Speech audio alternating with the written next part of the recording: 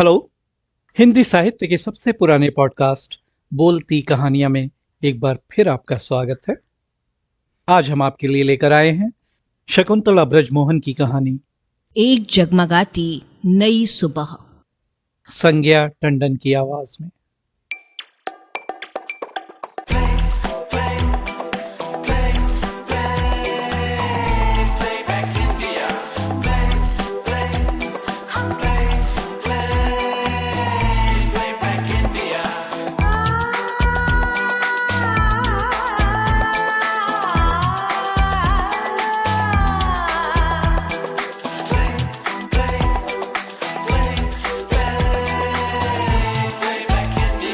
Radio playback India. अदालत में उस दिन काफी भीड़ थी। अगर मुकदमा बलात्कार का हो तो लोग ज्यादा ही दिलचस्पी लेते हैं। कटघरे में एक ऐसा वृद्ध खड़ा था जिसकी हड्डियां तक गिनी जा सकती थीं। उसके चेहरे पर गहरी वेदना के चिन्ह दृष्टिगोचर हो रहे थे। उस पर घृणित आरोप लगाया गया था कि उसने अपने किराएदार की बेटी माधुरी के संग बलात्कार किया है। ऐसे गंदे आरोप को सुनकर लज्जा से उस गरीब ब्राह्मण का सिर नीचा हो गया था। उस गरीब का कोई मित्र या रिश्तेदार भी नहीं था जो उसकी सहायता करता। जज ने पूछा, आपका कोई वकील तो होगा?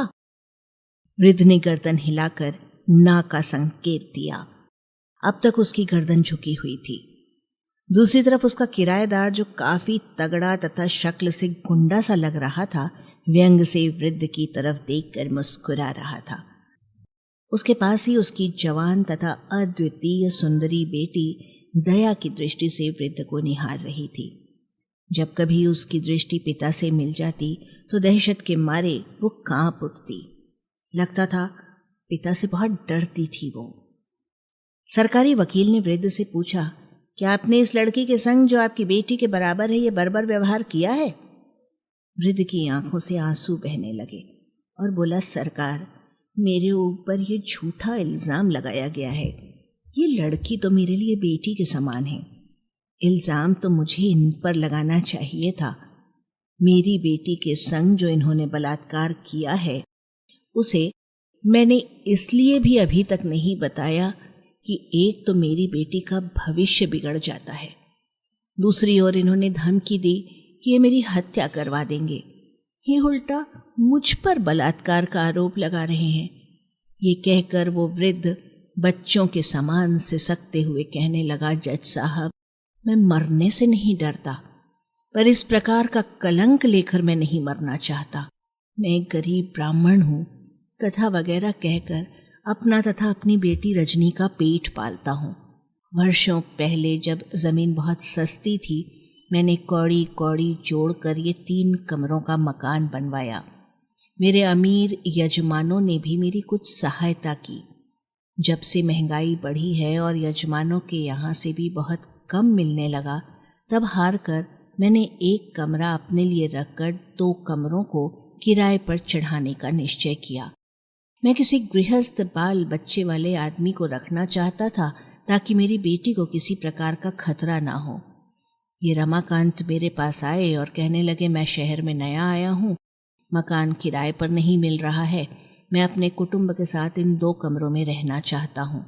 किराए की चिंता मत कीजिए, जो भी आप मांगेंगे मैं दे दूंगा। इनकी पत्नी तथा बेटी को देखकर मैंने हामी भर दी, पर कुछ दिन बाद ही मुझे पता चल गया कि मैंने ठीक आदमी को किराए पर नहीं रखा है। कई बार बहाने से मैंने इनसे मकान खाली करवाना चाहा तो ये लड़ने पर उतारू हो गए। इनसे झगड़ा करके मैं कहाँ रहता, सो चुप होकर बैठ गया। पासा पलटता देखकर किराएदार रमाकांत ने आग्नेय नेत्रों से वृद्ध को घूरा। उसने सोचा था कि बेटी की बदनामी न हो, इस कारण ये वृद्ध मुंह नहीं खोलेगा। उसने जज की तरफ देखकर कहा, जज साहब, ये बुड्ढा झूठ बोल रहा है। ये उल्टे मुझे फंसाना चाहता है।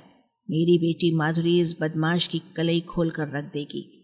पहले तो ये उसे छोटे छोटे उपहार देता रहा, फिर मौका पाकर मेरी बेटी की जिंदगी बिगाड़ दी। दोनों ही अपनी अपनी बेटियों की इज्जत की दुहाई दे रहे थे। थोड़ी देर के लिए सरकारी वकील सहित सभी लोग चक्कर में पड़ गए। फिर वकील ने माधुरी से कटघरे में आने को कहा।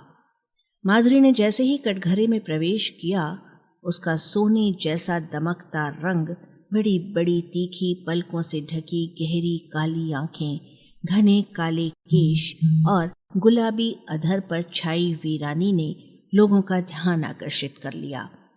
सरकारी वकील बोला, भगवान को साक्षी मानकर इस धार्मिक पवित्र पुस्तक पर हाथ रख के तुम जो कहोगी सच कहोगी।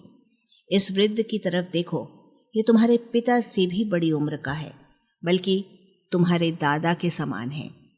माधुरी ने एक लिफाफा निकालकर जज को भिजवाया। फिर एक बार करुण दृष्टि से वृद्ध को निहार कर दृढ़ संकल्प की छाया उसके चेहरे पर तैर गई। उसने एक बार भी पिता की तरफ नहीं देखा, जिसके चेहरे पर आदेश के भाव थे। जज ने पूरा पत्र पढ़ने के बाद माधुरी से कहा, अब बेखटके होकर अपना बयान दीजिए। आपकी सुरक्षा का मैंने बंदोबस्त कर दिया है। ये कहकर उन्होंने सिपाहियों को इशारा किया।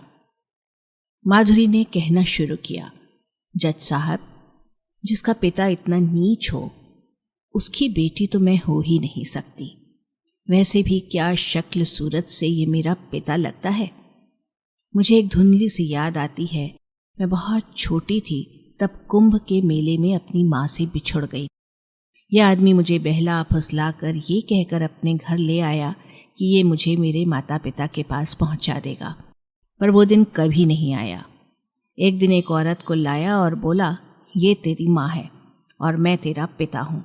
वो औरत मुझे बहुत प्यार करती थी, पर मेरे इन पिता से बहुत डरती थी। मुझे अब लगता है उसे ये भी मेरे समान फुसला कर लाया होगा। ये हम दोनों को गालियां देता और कभी कभी मारता भी था। इसके घर में घुसते ही हम दोनों कांप जाते थे। इसके दोस्त छटे हुए गुंडे और बदमाश हैं।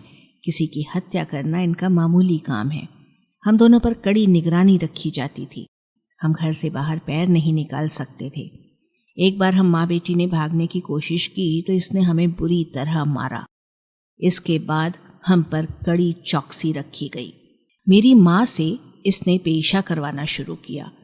जब बदनाम आदमी घर में आने लगे तो मेरे इन बाबा ने इनको मना किया। इस पर इन्होंने मेरे इन बाबा को मारने की धमकी दी। बाबा की बेटी रजनी मेरी सहेली है। मैं साक्षी हूं कि मेरे पिता, या यूं कहिए इस नीच रमाकांत ने मेरी सहेली के संग बलात्कार किया। मेरी सहेली हाथ जोड़कर इससे विनती करती रही कि उसका कौमार्य खंडित न करे, पर ये जानवर के समान उस पर टूट पड़ा। इसको उस पर जरा भी दया नहीं आई। जब बाबा को पता चला तो एक तो बेटी की बदनामी, दूसरे इनको जान से मारने की धमकी दी। इस कारण ये अब तक चुप रहे। जज साहब, एक दिन ये अपने दोस्त से कह रहा था कि मेरे संग बलात्कार के इल्ज़ाम में इस बाबा को जेल भेजकर उनके मकान पर कब्जा करके उनकी बेटी को भी मेरे समान देह व्यापार में लगा देगा। ये एक तीर से दो शिकार करने वाला था। ये मुझे डरा धमका कर यहाँ लाया था कि मैं बाबा पर बलात्कार का आरोप लगाऊं। अगर इसे मेरी गवाही न दिलवानी होती तो ये मुझे कभी घर से बाहर नहीं लाता। ये जानता था कि मैं इसका भांडा फोड़ सकती हूँ। लाचारी वश ही ये मुझे यहाँ लाया है। घर से निकलने से पहले इसने मुझे धमकी दी थी कि अगर मैं इसके कहे के मुताबिक बयान नहीं दूंगी तो ये तेजाब डालकर मेरी शक्ल बिगाड़ देगा। जज साहब, पहले तो ये अपनी जमानत करवाएगा, फिर या तो हमें मरवा देगा या कहीं दूर हम दोनों लड़कियों को बेच देगा। मेरी माँ से पूछिए जो वर्षों से इसकी निर्दयता का शिकार है। इसके द्वारा न जाने कितनी घृणित बीमारियों से ग्रसित लोगों ने मेरी इन माँ को भी यही सब रोग लगा दिए हैं। दवा के नाम पर ये फूटी कौड़ी भी खर्च नहीं करना चाहता। मैं किसी प्रकार अभी तक अपना बचाव करती आ रही हूँ, पर यही सब चलता रहा तो मैं भी किसी दिन इन घृणित बीमारियों का शिकार हो जाऊंगी। अभी तो मैं आपको इसके गंदे व्यवसाय में सहयोग देने वाले दोस्तों का नाम पता बताऊंगी। अभी माधुरी आगे कुछ बोलती कि एक गोली सनसनाती हुई आई और उसके हाथ को छीलती हुई निकल गई। उस आदमी को पकड़ने की बहुत कोशिश की गई पर वो भाग निकला। माधुरी बोली, देखा ना जज साहब, इतने आदमियों और सतर्कता के होते हुए भी इसके आदमी मुझे मारने की क्षमता रखते हैं।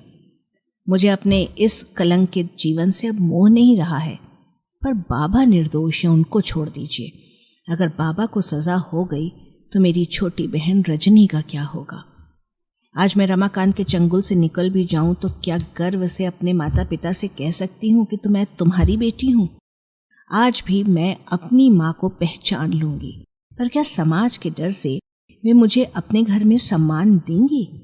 अगर नहीं, शायद नहीं। मैं ज्यादा पढ़ी लिखी भी नहीं हूं कि कहीं नौकरी कर पाऊं, पर अगर मैं इस नरक से निकल गई तो लोगों के जूठे बर्तन धोकर अपना पेट पाल लूंगी। जज साहब, मेरी आपसे विनती है कि रमाकांत को आजीवन कारावास या फांसी की सजा दीजिए, वरना ये न जाने कितनी और लड़कियों का जीवन नष्ट करेगा। माधुरी की ओजस्वी बातें सुनकर कोर्ट में बैठे सभी लोग उसकी प्रशंसा करने लगे। कहने लगे, अगर लड़कियां इसी प्रकार निर्भीक होकर बलात्कारी को फांसी दिलवाएं तो ये जघन्य अपराध बहुत कम हो जाएगा। माधुरी की बातें सुन वृद्ध तथा उसकी बेटी ने कृतज्ञता से उसकी ओर निहारा। उन आंखों में अथाह श्रद्धा तथा प्रेम दृष्टिगोचर हो रहा था। यकायक भीड़ को चीरती एक स्त्री जो समृद्ध परिवार की लग रही थी, माधुरी के पास पहुंचकर उसे कलेजे से लगाकर सिसकने लगी। माधुरी ने अपनी माँ को पहचान लिया। एक तरफ तो खुशी से उसकी आंखें चमक रही थीं, तो दूसरी तरफ अपनी बदनाम जिंदगी के कारण शर्म से उसकी गर्दन झुकी हुई थी। उसने हौले से स्त्री को अपने से अलग करते हुए कहा, आपको भ्रम हुआ है, मैं आपकी बेटी नहीं हूँ। स्त्री बोली, माना तो इतने सालों में बदल गई है, पर ऐसा नहीं हो सकता कि माँ अपनी बेटी को पहचान न सके। तू ही कुंभ में खोई मेरी बेटी है। मैं यहाँ एक पंडित के पास आई थी, सुना था वे खोए हुए व्यक्ति के बारे में बता सकते हैं।